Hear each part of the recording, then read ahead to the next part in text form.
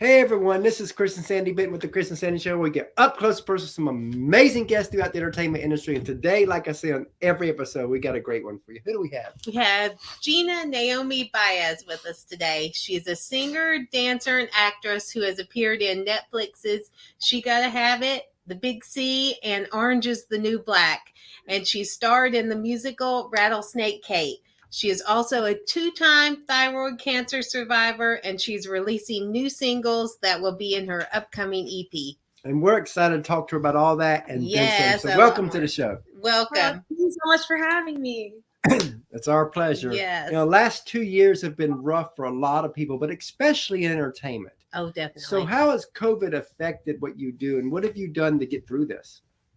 Oh my goodness. Well, yes, the entertainment industry was definitely at kind of a standstill, especially live entertainment. So like live shows and live theater.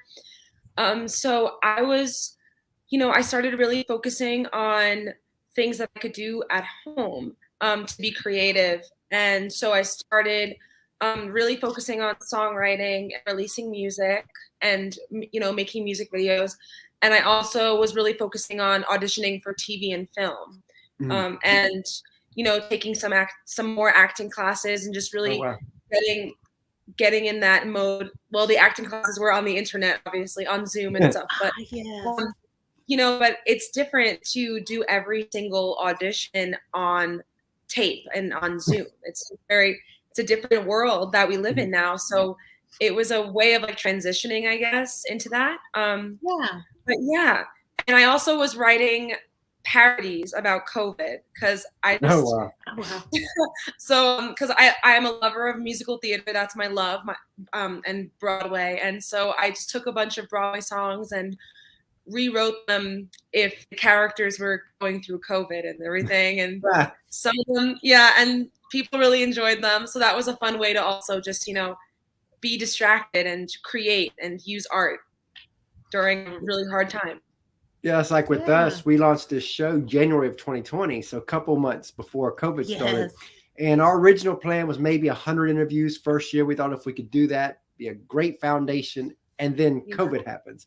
And I'm watching everything get shut down. And I told Sandy, I was like, for a new show, this might be our time to shine because people like you are going to need a place to chat.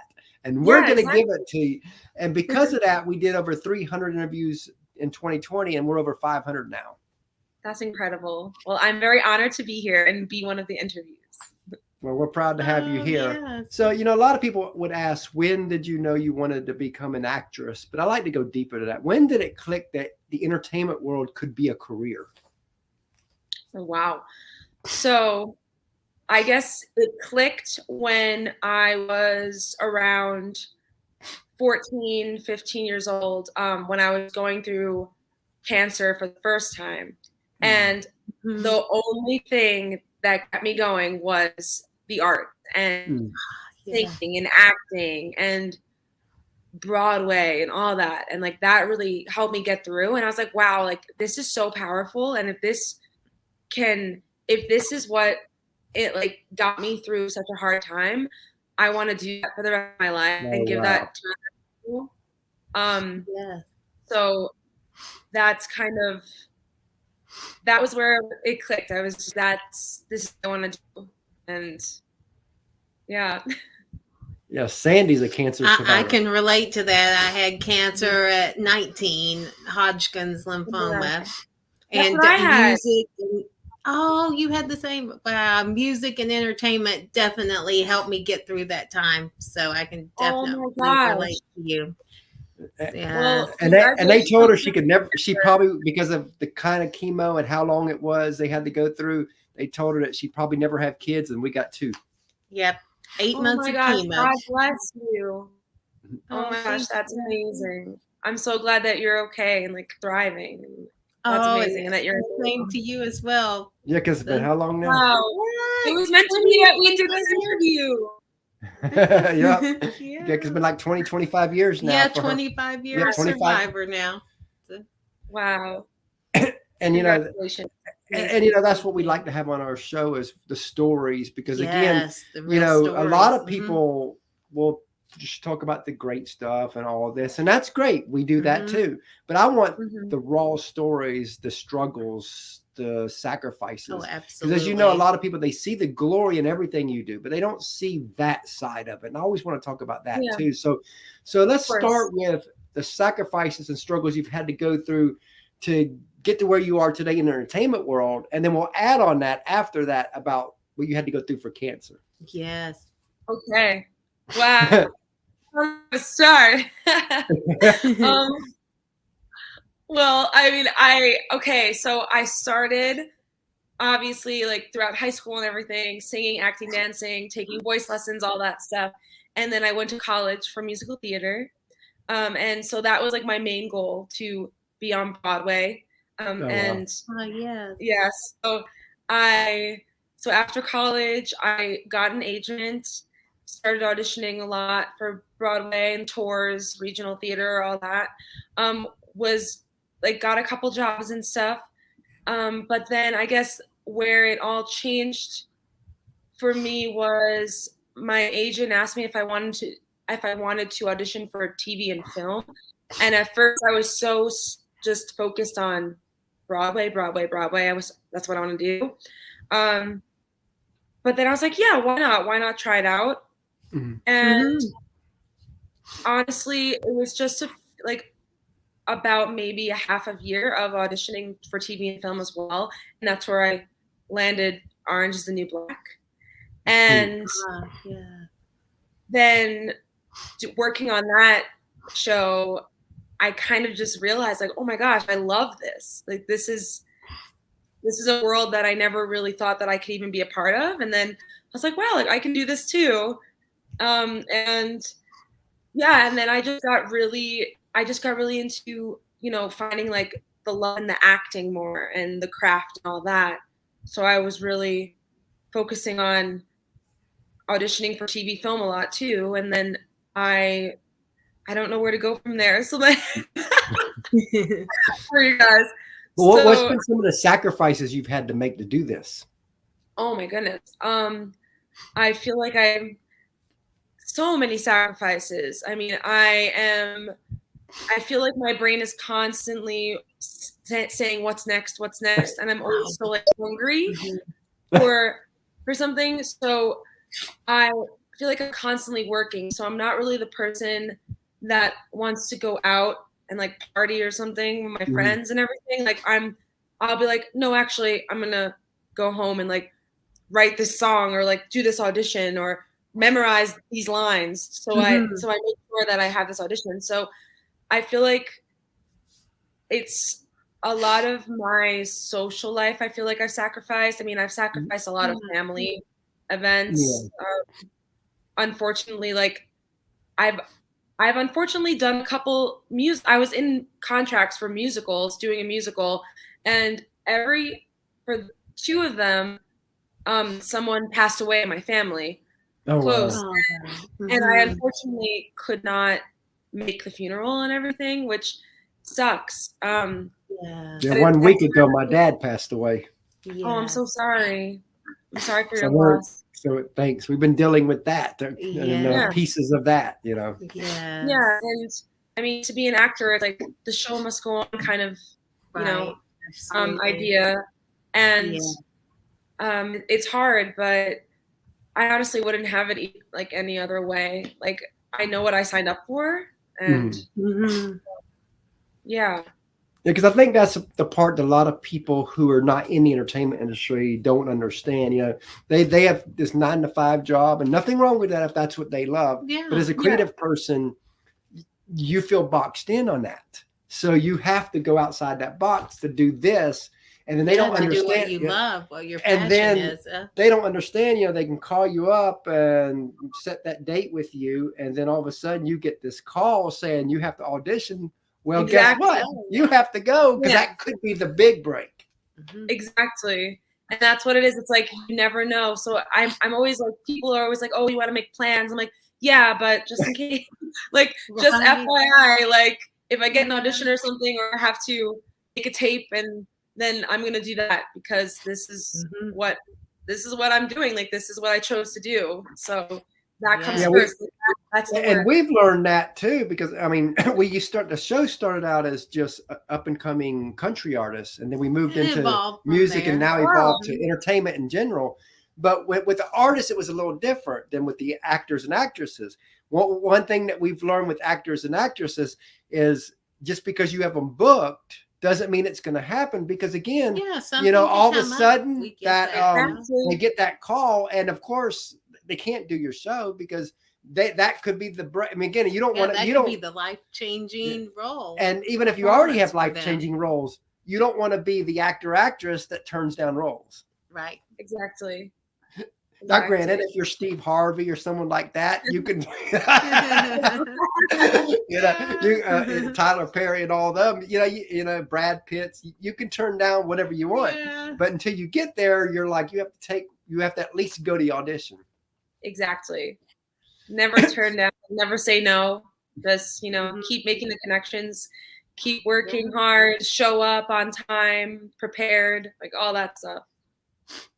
Yeah, because connections really, when it comes to, and they say this in the business world, but I think in entertainment world, it's even more important, is connections is everything. Yep. They can make or break your future, and the connections will happen. One thing we've learned by watching so many people, interviewing so many people, is you might make a connection today that all of a sudden is the connection that helps you go somewhere 3 years from now. Exactly. And it's just a crazy world that is. That all of a sudden they're in that position of power, and they remember you, and like, oh, I want her on this show. And now you got the biggest break of your life. Yes. So, I've seen that. So let's switch gears a little bit and go to the cancer. What was, because me and her talked about her having cancer, so I kind of get a little bit of in this area. But what was the moment when they said it? How did you feel? What was some things you were going through? Oh gosh. Well, I was 12 years old when I was diagnosed. Oh, wow. That's very young. Wow. Yeah. So it was very shocking, but at the same time, I don't know why, like I wasn't like hysterically crying or anything. It was more of just like taking it in. You were like, I got this. Yeah, and like kind of confused. And then I just remember the doctors were so nice, and they just kept saying, like, this is like 99.8% curable. Like, you're gonna be okay. You're gonna be okay. So like I was like, okay, I'm gonna be okay. Like, this is, I don't know. And I always just tried to have a really positive outlook. I was 12, I don't know. I don't know where the strength came from at 12, but I just was like very tough about it. That helps get you through. Yeah, the positive attitude, I think, definitely helps you get through it. And Sandy was telling me that one of her pet peeves during that time was everybody had sympathy for you. And they would go overboard sometimes. It was appreciated. I definitely appreciated the concern and everything from everyone, but I just turned 19 at that time. I sort of wanted to be treated as an independent adult, not just someone who was going through cancer. No, totally understandable. I get that. Yeah, I guess for me it was like a little different because I guess it was more like my parents that got the sympathy more, where for me it was like the friends around, like, all that were younger than me, they didn't really understand what was going on, or if they did understand, it would be awkward, or like some friends were really supportive, but then some friends like didn't know how to react because they were young. Like everyone's like, what's going on, and also like, some people that weren't nice in school, but that's because they were like, now because I'm older and wiser, I realized that they didn't know how to deal with the situation. So that makes sense. It was like bullying or just being mean about things, or I wish that didn't happen, but it was like that was their way of dealing with it. So it was Mm-hmm. Yeah, everyone was just super young, like 8th grade, like Oh wow, middle school and like high school, so So how immature. long was it before you were cancer free from the first bout? So I was cancer free when I was 14, about to turn 15. So I had a quinceañera, and my quinceañera was given to me by Make-A-Wish. Oh wow! So that was like my celebration of survival and coming to get. That's a long time. Yeah. Mm-hmm. So, what point was it that where the second bout came? Because again, here it is. You're free. You think, Yeah.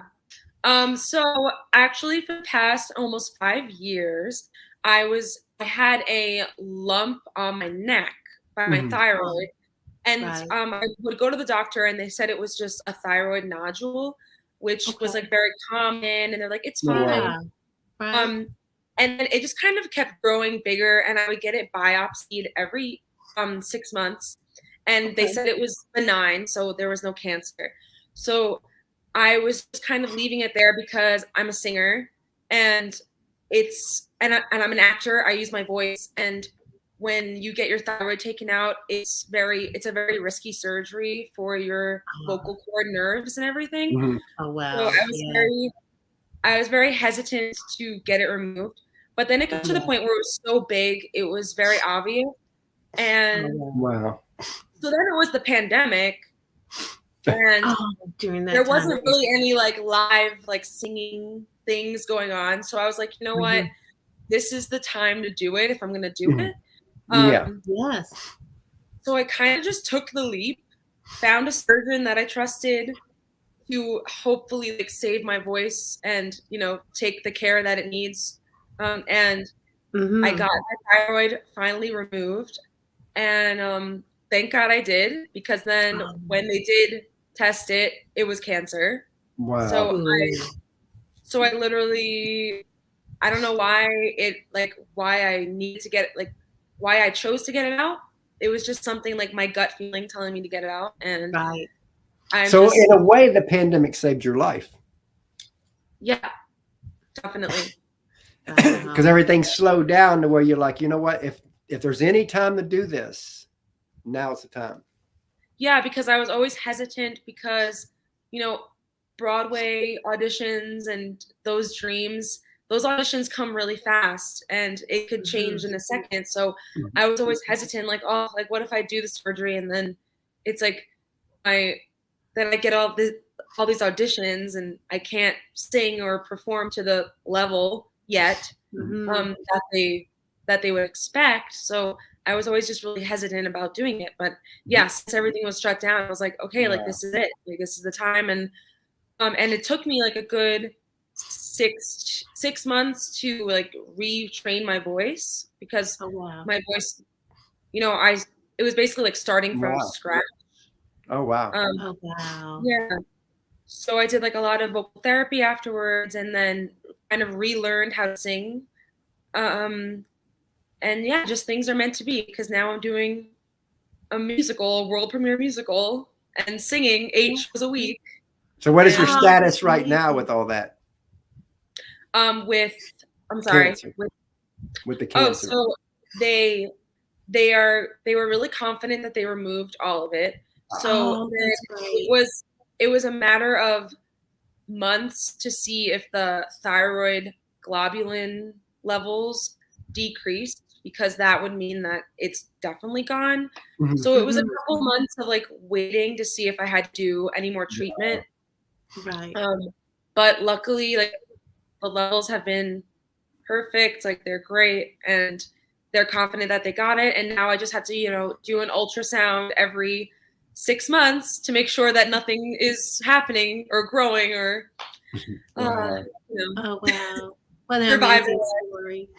Yeah, because again, you never know what story's going to come out on our show, and when we find out that people have cancer, we try to relate to the people that are, because again, she's had cancer and all that too, as you know.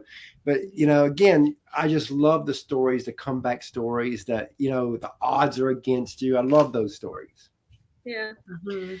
So tell us a few of your wow moments. We talked a lot about the sacrifice, the struggles, and all that you've been through. Let's go the other way and let's talk about some of your wow moments that you've had. Wow moments. Okay, so first wow moment has to be just right now, right here. What I'm working on now, because Oh wow. Mhm. I when we opened Rattlesnake Kate, this show, I was so nervous about honestly using my voice and it holding up. It was almost like there was a part of me that didn't trust it, even though I should Mm. trust it and I worked really hard to bring my voice back. There was still that little voice in me that was like, you're not like this isn't gonna like you're not gonna be able to do like 8 shows a week and you're not gonna have the stamina. And so but just be doing the show every day, and I'm just not taking any moment for granted. Like I'm so grateful every day I can get on the stage, not only because everyone feels that way because of the pandemic and this is like their first time back on stage, but for me it's like a double meaning. Wow. And Wow. it honestly, the first show after the show with the audience like clapping, I was like oh my God, like I'm here. Yeah, Yeah. I'm doing this. Wow. And so that definitely is like the first one right now that's on my mind. And then second wow moment has to be just working with Spike Lee. Oh wow. Yeah. Yeah. And just booking that role and going to set and being directed by him and just being in that environment was such an incredible experience, and I wish I could go back to it every day or like travel back. And yeah, I'm so grateful for that, and he taught me a lot in the days that I was on set, and just observing him and the way he works and the way everyone else works around him, it was something that I will never forget. So he works really hard. Oh yeah.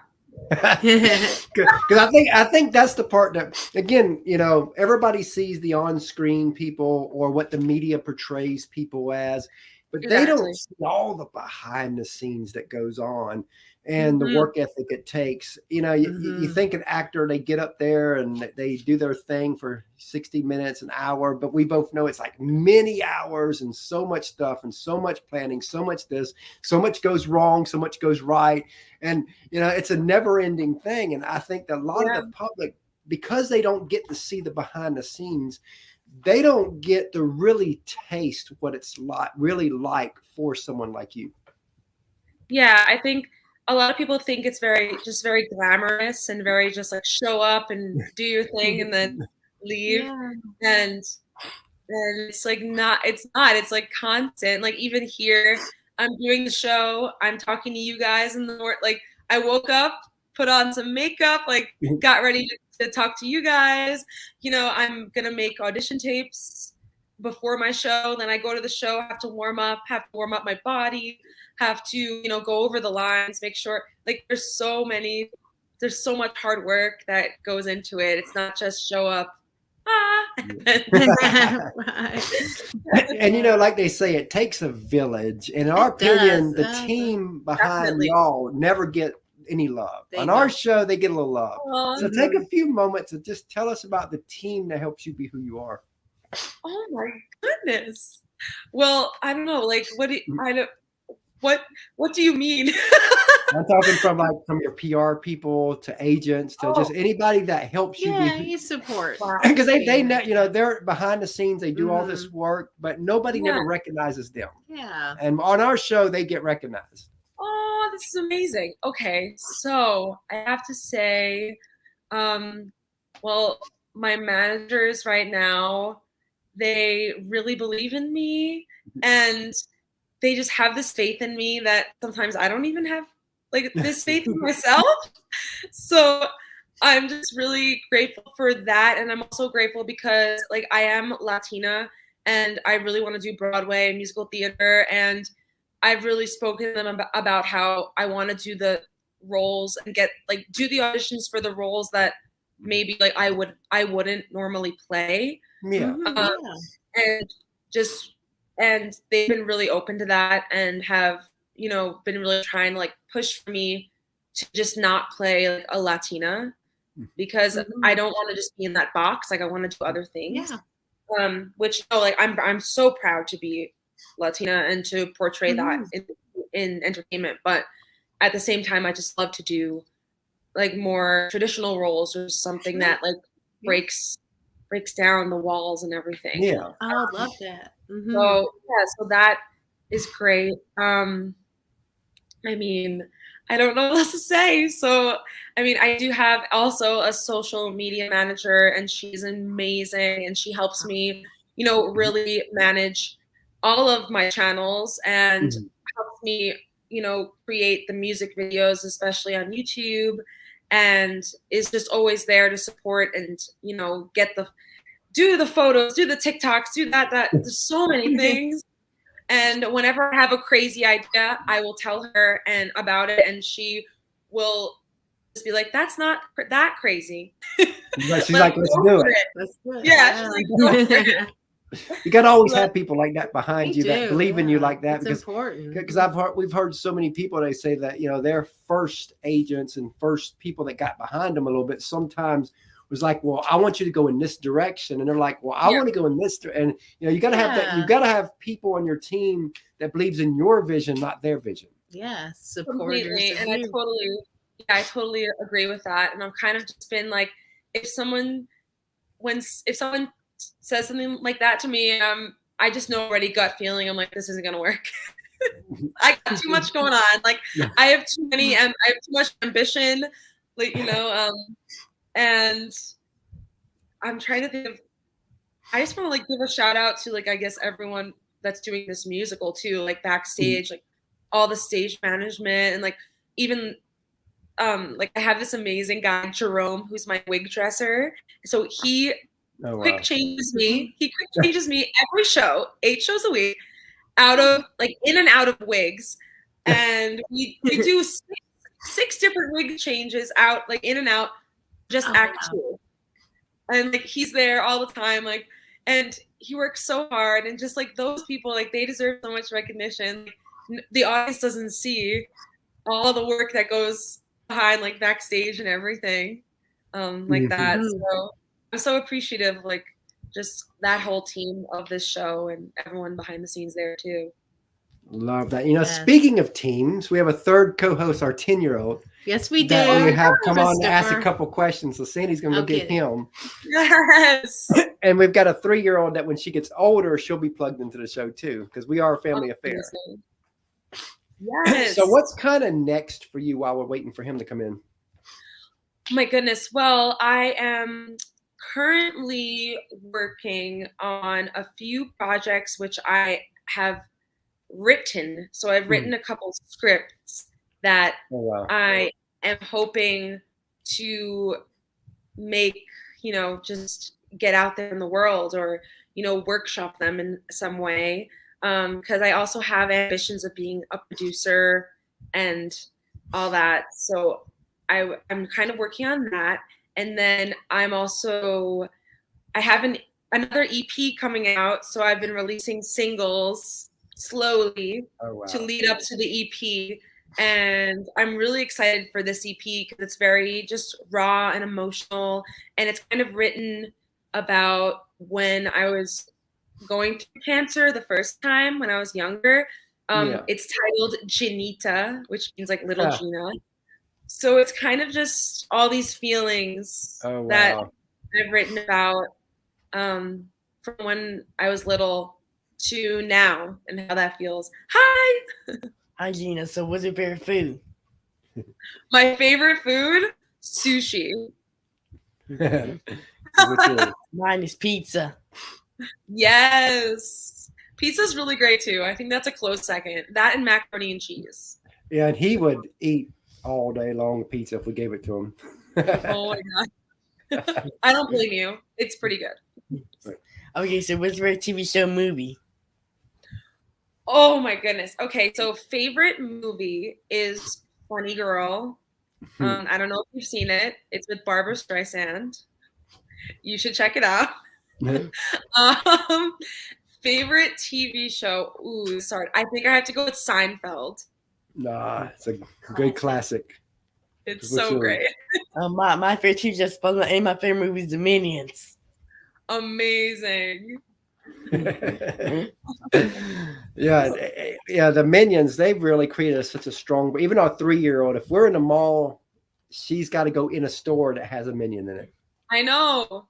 They're like really, really popular. They're also really cute and they're really funny. Yep. Yes. Bye, thanks. Okay, bye. Nice to meet you.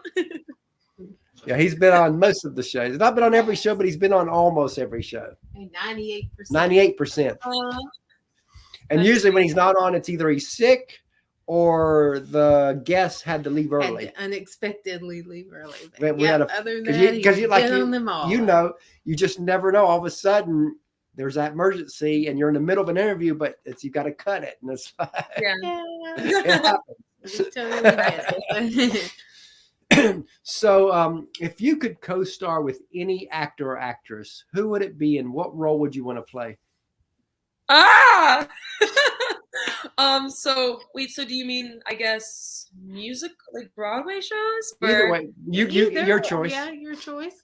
Oh my goodness. Well, this is so hard because I guess I'm gonna have to go with, I would love to be in a film or TV show co-starring with Kate Winslet. I think she's one of my, I just love her. She's an incredible actress. I think her work ethic is incredible, and oh my God, that would be the dream. What ideal role would you want her to play and you to play? Oh, I don't know, maybe like best friends or something. Oh yeah.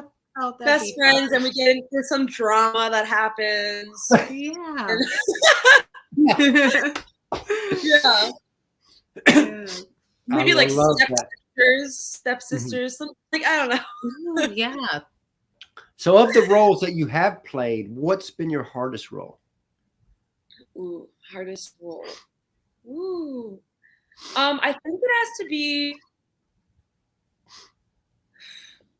hardest role, I guess, would say Marisol in She's Gotta Have It, because it was a lot of preparation, and I was so nervous. I'm gonna be honest. I was so nervous, and I just knew I had to be like on my game 24/7, and I wanted to make a good impression, and so all these emotions, all these feelings, like it was a great experience, but at the same time, like it was just a lot of like hard work and showing up at 4 a.m. calls, and and making sure you know your lines, and you better be memorized, but also listen to the actor, because you have to improv sometimes, and you have to do that, and so because if Spike says improv, you improv. Oh yes, yeah. I had to be like, come here. Yeah. So did he get some great scenes from improvising? Oh yeah, yes. Oh wow. Yes. So what's been your most fun role to play? Ooh. I have to say, I guess Esmeralda in Hunchback of Notre Dame. Oh yeah. Because I love that role. I love the woman she is. I love the music. I love Disney. I'm obsessed with Disney. So, and I was always obsessed with the movie when I was younger. So to get the chance to actually play that role and sing those songs was amazing and so much fun. And I would do it a million more times. Wow. Oh wow. So what are your plans for the next 5 years? Next 5 years, I'm going to be a producer, a director. I'm definitely going to be in more TV, and I'm going to be on Broadway. So love that. Lots of plans. Yeah, you got to have plans and goals, because without that, you go nowhere anyway. Yep.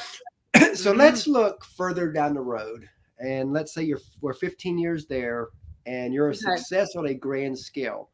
The person you are today, what do you hope you'd never forget? I hope to never forget to be kind and to treat everyone with respect, and just know that everyone has, everyone's going through something.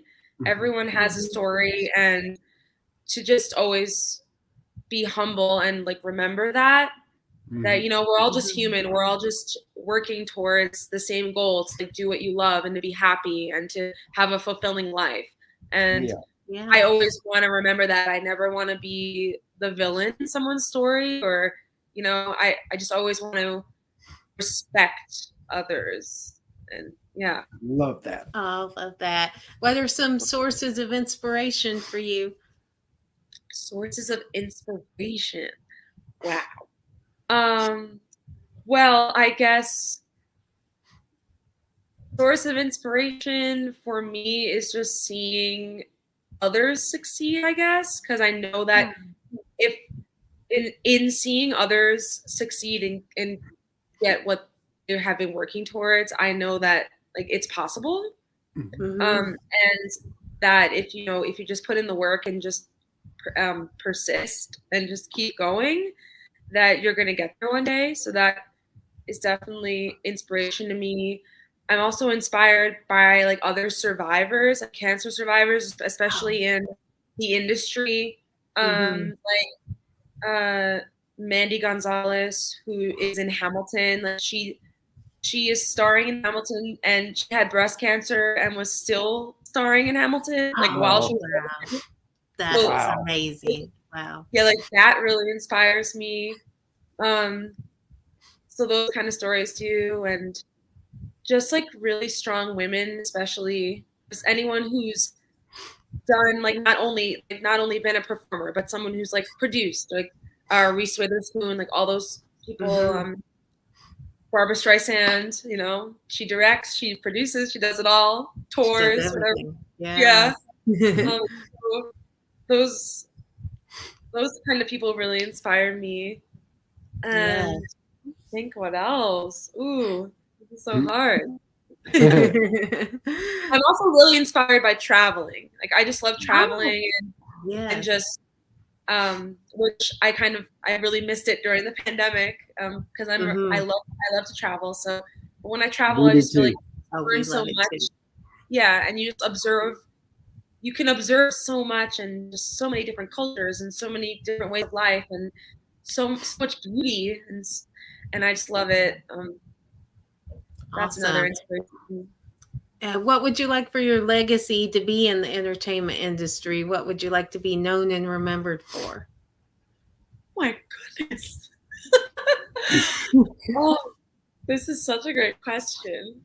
What would I like to be known and remembered for?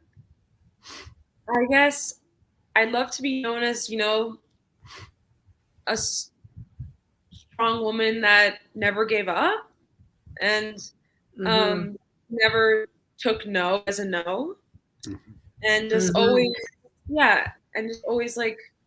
always found a way to make a place for herself. I love that. As we start to close out here, if somebody's watching and they want to do what you do, what advice would you give them? I would say be ready to work really hard and also and be ready for a lot of no's and a lot of people that might not believe in you. But you have to find those, like my dad used to say, you can only count like the people you can trust on your hand. Like, so you have to find like those people, those 5 people or those people that are going to lift you up and that are going to support you. And you also just have to find it in yourself. And I feel like you have to find the love for yourself. Like you have to love yourself in a way. Because you're the one that's going out there and you're putting yourself out there. So you have to believe in yourself or no one else will. Absolutely. I love that because again, we've learned, there's so much to when you're in an entertainment business, a lot of people don't realize is, you know, I believe that if I would have known what it took when we first launched this show, I don't know if I would have launched this show. So we didn't know. But we didn't know. Thankfully, So now we're like 500 interviews and in. we love it. And we love we'll it. do whatever And it ain't takes to make it quitting. work. And it's like, you know, but again, you know, it's one of them things where if somebody would have sat down and said, this is what it takes to build a successful show, I might would have questioned my sanity launching. But you didn't know what you didn't know. So But here we are. but at the same time, I've always tried to beat the odds anyway. So I'll probably say, you know what, let's do it anyway. Yeah. Yeah. Why not? You know, we really enjoyed having you on this show today. This was and, fun. and we look forward to having you back down the road for updates. Yes. Definitely. This has been amazing. Thank you for having me. It's definitely been our pleasure. Yes. Thank you for your time today. And you have a great day. Have a good one. Yeah, you guys too.